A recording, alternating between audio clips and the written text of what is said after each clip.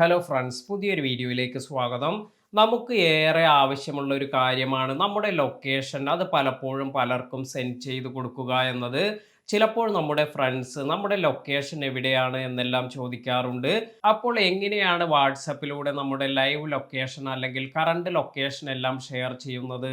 ഒരുപാട് പേർക്ക് ഒരുപക്ഷെ ഈ ഒരു കാര്യം അറിയുന്നതായിരിക്കാം. എന്നാൽ അറിയാത്തവർക്ക് വേണ്ടി നമുക്ക് ഇത് എങ്ങനെയാണ് ചെയ്യുന്നത് എന്ന് നോക്കാം. ഇതിനായി ആദ്യം നമുക്ക് വാട്സപ്പ് ഓപ്പൺ ചെയ്യാം.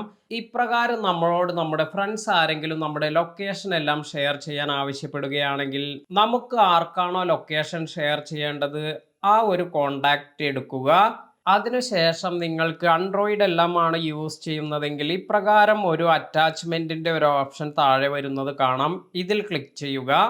അതിനുശേഷം നമുക്കിവിടെ ലൊക്കേഷൻ എന്നൊരു ഓപ്ഷൻ വരുന്നുണ്ട്. ഇതിൽ ക്ലിക്ക് ചെയ്യാം. ഇപ്പോൾ ഇവിടെ allow WhatsApp to access this device location എന്നൊരു ഓപ്ഷൻ വരുന്നുണ്ട്. ഇത് അലോ എന്നത് കൊടുക്കുക. ഇപ്പോൾ നമുക്ക് ഇപ്രകാരം ഒരു സ്ക്രീനാണ് ലഭിക്കുക. ഇവിടെ നമ്മുടെ കറണ്ട് ലൊക്കേഷൻ ഇപ്പോൾ ഓൺ ആയിട്ടുണ്ട്. അപ്പോൾ സെൻഡ് യുവർ കറണ്ട് ലൊക്കേഷൻ എന്നതിൽ നമ്മൾ ടാപ്പ് ചെയ്യുകയാണെങ്കിൽ ഇപ്പോൾ നമ്മുടെ കറണ്ട് ലൊക്കേഷൻ സെൻഡ് ആകും. അപ്പോൾ നമുക്ക് ഇതൊന്ന് ടാപ്പ് ചെയ്ത് നോക്കാം. ഇപ്പോൾ നമ്മുടെ കറണ്ട് ലൊക്കേഷൻ ഈ ഒരു കോണ്ടാക്റ്റിലേക്ക് സെൻഡ് ആയിട്ടുണ്ട്. അതിനാൽ തന്നെ അവർക്ക് ഇത് ഓപ്പൺ ചെയ്ത് നമ്മുടെ കറണ്ട് ലൊക്കേഷൻ എവിടെയാണ് എന്നെല്ലാം മനസ്സിലാക്കാൻ സാധിക്കും. ഇനി എങ്ങനെയാണ് ലൈവ് ലൊക്കേഷൻ ഷെയർ ചെയ്യുന്നത് എന്ന് നോക്കാം. ഇതിനും ഇതുപോലെ ഇവിടെയുള്ള ഈ അറ്റാച്ച്മെന്റ് ഓപ്ഷനിൽ പോയതിനു ശേഷം ലൊക്കേഷൻ എന്നതിൽ ക്ലിക്ക് ചെയ്യുക. അതിനുശേഷം ഇവിടെ മുകളിൽ നിങ്ങൾക്ക് ഷെയർ ലൈവ് ലൊക്കേഷൻ എന്ന ഒരു ഓപ്ഷൻ കാണാം. ഇപ്പോൾ നിങ്ങൾ ഒരു യാത്രയെല്ലാം പോവുകയാണെങ്കിൽ നിങ്ങളുടെ ഫാമിലി മെമ്പർക്ക് നിങ്ങൾ ഇതുപോലെ ലൈവ് ലൊക്കേഷൻ എല്ലാം ഷെയർ ചെയ്യുമ്പോൾ അവർക്ക് നമ്മൾ എവിടെ എത്തി എന്നെല്ലാം ഇതിൽ ക്ലിക്ക് ചെയ്ത് കാണാൻ സാധിക്കും.